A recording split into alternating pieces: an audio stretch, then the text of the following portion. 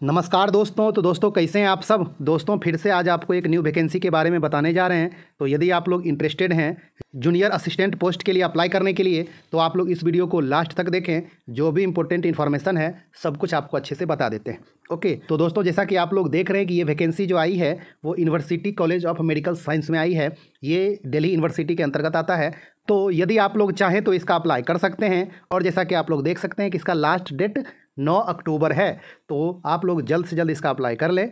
तो जल्दी से चलिए हम लोग देख लेते हैं कि कितना वैकेंसी है, इसके लिए इसेंशियल क्वालिफिकेशन क्या मांगा गया है, एज लिमिट क्या है, एप्लीकेशन फ़ी क्या है, सब कुछ आपको अच्छे से बताते हैं। और उसके बाद आपको इसका सिलेबस के बारे में बताएंगे कि एग्ज़ाम किस तरह से होगा, एग्ज़ाम में क्या क्या पूछा जाएगा, इसका सिलेक्शन प्रोसेस क्या है, सब कुछ आपको अच्छे से बताते हैं। ओके, तो दोस्तों जैसा कि आप लोग देख रहे हैं कि 18 सितंबर को नोटिफिकेशन निकाला गया है। और इसमें जो टोटल वैकेंसी है दोस्तों वो आपका 29 है।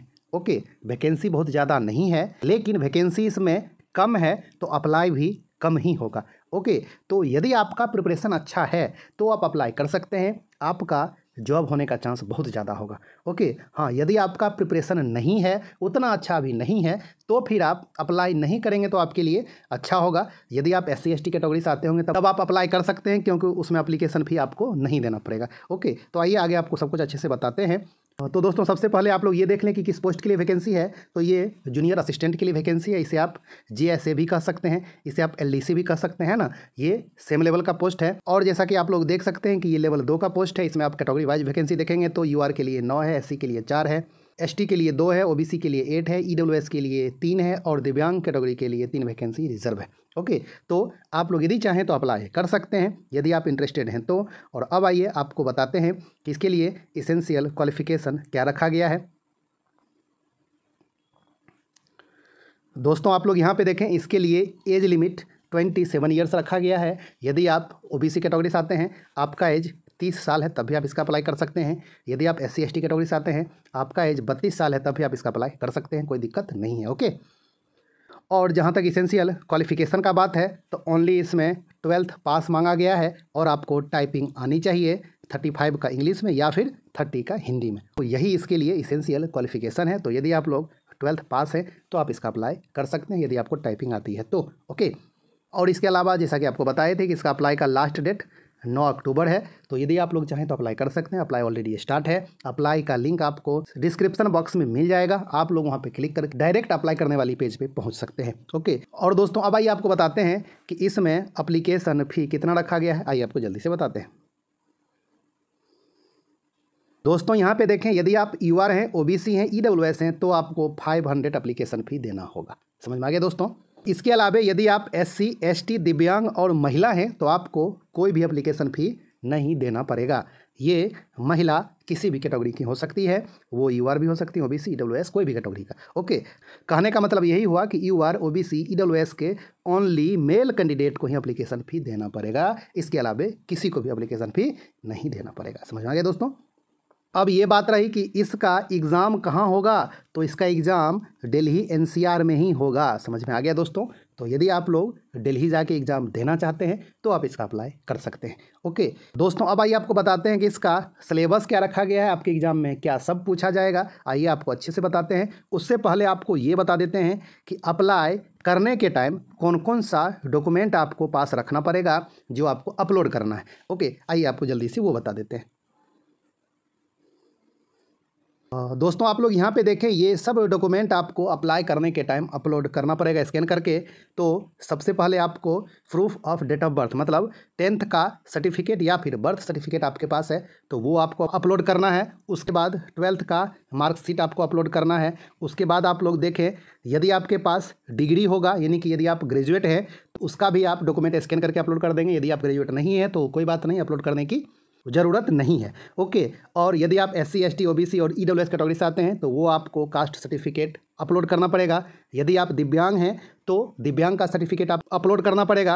और यदि आप अभी कहीं जॉब कर रहे हैं तो आपको वहाँ से NOC लेना पड़ेगा और वो NOC को भी स्कैन करके अपलोड करना पड़ेगा। मान लीजिए कि अभी आप कहीं MTS के पोस्ट पे जॉब कर रहे हैं तो आपको उस ऑर्गेनाइजेशन से, डिपार्टमेंट से आपको एनओसी लेना पड़ेगा। आपको अप्लाई करने के टाइम अपलोड करना पड़ेगा। ओके, तो आप लोग देख लें, यदि आप अभी कहीं एलडीसी में भी जॉब कर रहे हैं और आपका मन है कि दिल्ली आने का, आपका घर दिल्ली के आसपास है, तो भी आप अप्लाई कर सकते हैं। लेकिन आप अभी यहाँ जॉब कर रहे हैं, उससे एनओसी लेना पड़ेगा।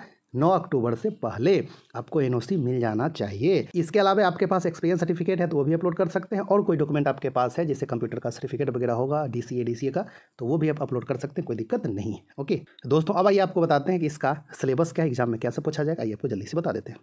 दोस्तों आप लोग यहाँ पे अच्छे से देखें, इसका रिटन टेस्ट में 2 पार्ट बनाया गया है। ओके, पहला जो पेपर होगा उसमें एमसीक्यू टाइप के क्वेश्चन पूछे जाएंगे, जिसमें 200 क्वेश्चन होगा और टाइम 3 घंटा का दिया जाएगा। और इसके बाद आपका पेपर 2 होगा, उसमें ऐसे क्वेश्चन पूछा जाएगा। ओके, और इसके लिए जो स्कोर होगा वो 100 का होगा और आपको टाइम 1.5 घंटा का दिया जाएगा। ओके, और अब आइए आपको अच्छे से बता देते हैं कि ये एमसीक्यू टाइप का जो पेपर 1 होगा उसके लिए क्या सिलेबस है। आप लोग यहाँ पे देखें, कुछ भी अलग नहीं है। आपको जीके जीएस से 50 क्वेश्चन होंगे, रीजनिंग से 50, मैथ से 50, इंग्लिश और हिंदी, ये आपके ऊपर रहेगा कि आप इंग्लिश के क्वेश्चन बनाना चाहते हैं या फिर आप हिंदी के क्वेश्चन बनाना चाहते हैं। 50-50 क्वेश्चन रहेगा, एकदम जो एसएससी का प्रिपरेशन कर रहे होंगे सेम सिलेबस वही है। ओके, कुछ भी अलग नहीं है। तो यदि आप लोग चाहें तो इसका अप्लाई कर सकते हैं। इसके लिए आपको 3 घंटा का टाइम दिया जाएगा। टाइम भी आपको अच्छा खासा दिया जा रहा है, और इस 200 में आप लोग अच्छा खासा स्कोर करके एक सीट आप अपना पक्का इसमें कर सकते हैं।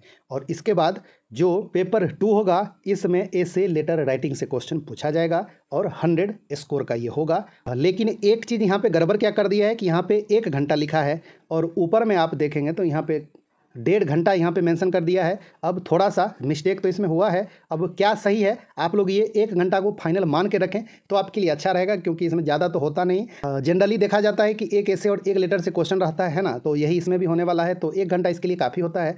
और इसके बाद जो टाइपिंग होगा उसमें 35 का इंग्लिश में या फिर 30 का हिंदी में आपको स्पीड होना चाहिए, उसके बाद ही आप क्वालिफाई कर पाएंगे। ओके, और इसके बाद अच्छा से आपको सिलेबस बता दिया गया है कि कहाँ कहाँ से क्वेश्चन पूछा जाएगा। समझ में आ गया दोस्तों?